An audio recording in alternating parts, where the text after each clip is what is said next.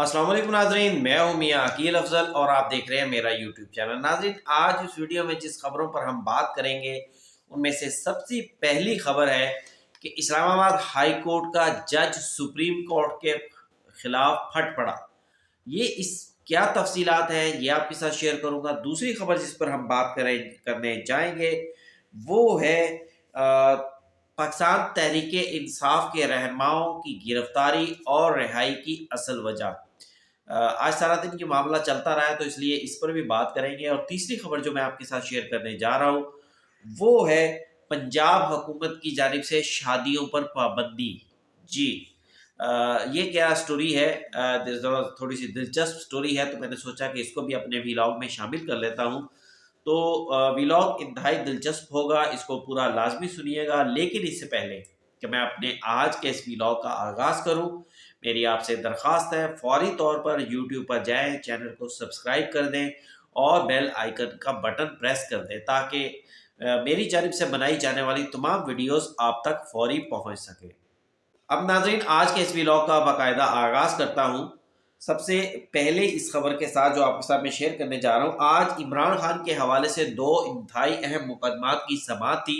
सबसे पहले तोशा खाना 2 में ज़मानत की दरख्वास्त थी जिसमें आज समाअत होनी थी। मियाँ जस्टिस मियाँ गुल हसन औरंगज़ेब ने इस्लामाबाद हाई कोर्ट में इसकी समाअत होनी थी, लेकिन FIA के प्रोसिक्यूटर की अदम दस्तियाबी के बायस ये समाअत ना हो सकी। 2 मरतबा अदालत ने FIA के प्रोसिक्यूटर को तलब करने का जो है वो हुक्म जारी किया, उनका वेट किया, लेकिन वो अदालत में पेश नहीं हुए, जिसकी बायस ये समाअत 20 नवंबर तक मुलतवी हो गई।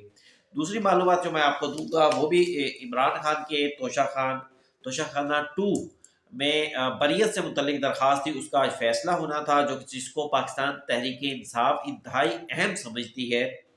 आज जज शाहरुख अंजुमन दस्तयाब नहीं थे, इसलिए उसका फैसला भी नहीं हो सका। और अब इस केस के फैसले की बरियत की दरख्वास्त का जो है वो फैसला 14 नवंबर को होगा। अगर ये बरियत की दरख्वास्त मुस्तरद हो जाती है तो फिर फर्द जुर्म आयद होगी और मामला आगे चलेगा। अब नाजरीन, तीसरी खबर जो मैं आपके साथ शेयर करने जा रहा हूँ मुख्तसर सी, जेल में कैदियों के सियासी गुफ्तगू पर पाबंदी के हवाले से कमिश्नर की जानिब से अपील दायर की गई थी। बुनियादी तौर पर हाई कोर्ट ने पाबंदी लगा दी थी और उसके खिलाफ अब यह कमिश्नर की जानिब से अपील दायर की गई है। उसकी समाअत chief justice Islamabad high court और जस्टिस सुमन रिफत की उन दोनों पर मुश्तिल 2 रुकनी बेंच ने की। अदालत ने इस मुकदमे में फ्रीकैन को नोटिस जारी कर दिए। शेर अफजल मरवत की जानिब से जेल रूल्स के सेक्शन 265 को चैलेंज किया गया था, जिस पर जस्टिस सरदार इजाज इसहाक ने इस सेक्शन 265 को कलअदम करार देते हुए कैदियों को सियासी गुफ्तगू की पाबंदी जो थी वो ख़त्म कर दी थी। ये शिक ही ख़त्म कर दी थी जिसकी बुनियाद पर यह पाबंदी आयद की जाती है। अब नाज़रीन, तीसरी खबर जिस पर हम बात करने जा रहे हैं वो है पंजाब हुकूमत की जानिब से शादियों, बल्कि नहीं, इससे पहले एक खबर और भी आपके साथ डिस्कस कर लूँ। पाकिस्तान तहरीक इंसाफ के रहनुमा शिबली फराज, उमर अयूब, मलक अहमद खान, हामिद रजा, असद कैसर, आलिया हफ्जा, ये सब लोग आज अडयाला जेल में इमरान खान से मुलाकात के लिए पहुंचे। तकरीबन 3:05 पर यह खबर आई और उसके बाद फिर इनकी गिरफ्तारी की खबर आई। सारा मीडिया पर आग लग गई कि जनाब इन मरकजी तमाम क़यादत को गिरफ्तार कर लिया गया है, और ये बात किसी हद तक सही भी है। फिर तकरीबन 4:16 पर यह खबर आई कि जनाब इन सबको रिहा कर दिया गया है। अब पाकिस्तान तहरीक इंसाफ के रहनुमाओं का इस हवाले से मौक़िफ़ ये है कि इन तमाम रहनुमाओं को ये कहा गया था कि 3 बजे आप आएँ, आपकी इमरान खान से मुलाकात करवाई जाएगी। लेकिन जब इमरान खान से मुलाकात के लिए पहुँचे तो इन्हें बताया गया कि जनाब आप इंतज़ार करें। फिर जब ये लोग गाड़ियों में बैठ कर वापस जाने लगे थे तो इन्हें गिरफ़्तार कर लिया गया और अडयाला चौकी पर पहुँचाया गया। वहाँ पर कोई नदीम SHO था, उसने इन्हें गिरफ्तार किया। तो अब एक SHO की तो इतनी हिम्मत नहीं हो सकती कि इतनी बड़ी क़यादत को गिरफ्तार करे। बहरहाल इस तरह के इक़दामात से इंतज़ामिया को इज्तनाब करना चाहिए। ख्वाम-ख़्वाह के एक जो है वो इशू बन जाता है और ख्वाम-ख़्वाह की इन लोगों को एक जो है वो कवरेज मिल जाती है। जो मौक़िफ़ गैर एलानिया तौर पर पुलिस की जानिब से आया है, उनका कहना यह है कि दफ़ा 144 नाफिज़ थी اور ان لوگوں نے دفعہ 144 کی خلاف ورزی کی، اسی بنیاد پر ان کو گرفتار کیا گیا۔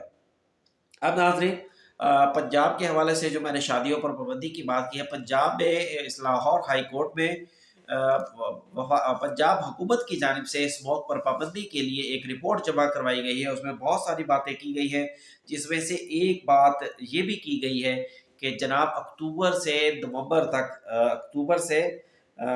تک جو ہے وہ شادیوں پر مکمل پابندی ہو، اکتوبر سے دسمبر تک مکمل پابندی ہوگی، اور اس حوالے سے شہریوں سے درخواست کی جائے گی کہ جناب ان 2-3 مہینوں میں آپ شادیاں نہ کریں۔ اب اس کی وجہ کو میرے سامنے آئی نہیں ہے، بہرحال ایک دلچسپ خبر ہے۔ بہت سارے لوگ اب دسمبر تک جو ہے وہ کنوارے رہ جائیں گے، اور ممکنہ طور پر اس کا اطلاق آئندہ سال سے کیا جائے گا۔ اس کیس کی سماعت کے دوران معزز جو جج صاحب تھے، انہوں نے پنجاب حکومت کی بہت تعریف کی۔ ان کی جانب سے کہا گیا کہ پنجاب حکومت کی جانب سے بنائی گئی پالیسی بہت اچھی ہے۔ سپر سیڈ جو تقسیم کی گئی ہے کسانوں میں، یہ بھی بہت اچھا اقدام ہے۔ حکومت شادیوں پر پابندی کی بجائے یہ 3 شادیوں پر جو فنکشن کی جاتے ہیں، مہندی، بارات اور ولیمہ، ان کی بجائے ایک فنکشن کی اجازت دے دے کہ جناب ایک فنکشن جو ہے وہ ہونا چاہیے، ایسی پالیسی بنائی جائے، جس کے بعد عدالت نے اس کیس کو 15 نومبر تک کے لیے ملتوی کر دیا۔ ایک چھوٹی سی خبر اور آپ کے ساتھ شیئر کر دیتا ہوں۔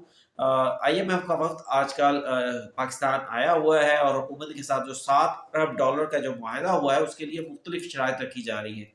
اب اس میں ایک شرط یہ بھی ایڈ کر دی گئی ہے کہ حکومت جو پیٹرولیم پر ٹیکس لیتی ہے، اس کو $70 تک بڑھا دیا جائے۔ اب سوال یہ پیدا ہوتا ہے کہ اس سے پہلے کتنا ٹیکس لے رہی ہے حکومت؟ تو $60 کا ٹیکس حکومت اس سے پہلے لے رہی ہے، لیوی ٹیکس۔ تو اب یہ کہا گیا ہے کہ جناب یہ جو رقم ہے یہ $70 تک بڑھا دی جائے، اور یہ IMF کا مطالبہ ہے۔ اگر IMF کے اس مطالبے پر عمل ہوتا ہے تو پھر ممکنہ طور پر $10 پیٹرول مزید مہنگا ہوگا۔ اب ناظرین آتے ہیں اصل خبر پر۔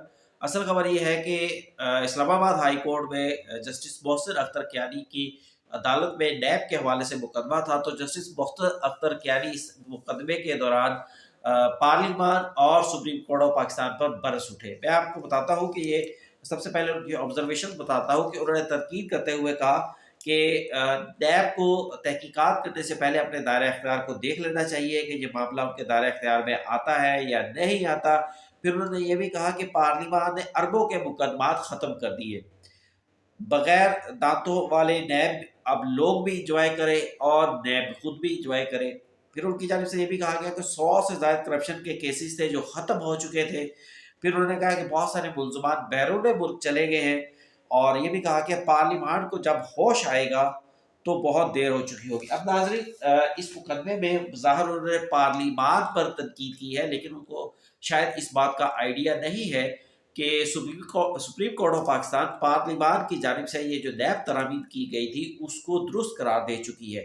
اس لیے جب آپ ایک ایسے قانون پر پارلیمان پر تنقید کرتے ہیں جب وہ سپریم کورٹ سے اپہینڈ ہو چکا ہو، تو اس کا مطلب آپ سپریم کورٹ آف پاکستان پہ بھی تنقید کر رہے ہیں۔ تو ہائی کورٹ کے جج کو یہ بات بالکل زیب نہیں دیتی کہ وہ سپریم کورٹ آف پاکستان کے کسی فیصلے پر تنقید کرے، اور یہ بھی زیب نہیں دیتا کہ وہ پارلیمان پر تنقید کرے۔ پارلیمان کی سپرمیسی کے لیے ہی سب کچھ ہو رہا ہے، اور جب ججز ایسے پارلیمان کے قانون سازی کے اختیار کے خلاف بولیں گے تو پھر الٹیمیٹلی اس کے اثرات ججز پر بھی آئیں گے، اور پھر ججز کی جانب سے جو شکایات کی جاتی ہے وہ پھر آپ کو بھی معلوم ہے کہ جناب پارلیمان پہلے ہی پارلیمان قانون سازی کے عمل میں بہت زیادہ جو ہے وہ تنقید کا نشانہ بن رہی ہے۔ حالانکہ قانون سازی کرنا پارلیمان کا حق ہے، لیکن ایسی آبزرویشن دینا ججز کا حق نہیں ہے۔ تو ناظرین، آج کے لیے اتنا ہی۔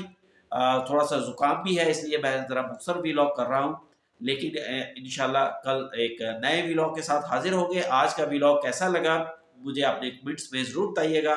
چینل کو لائک کیجئے گا، سبسکرائب کرنا اور شیئر کرنا تو بالکل مت بھولیے گا۔ اجازت دیجیے، اللہ حافظ۔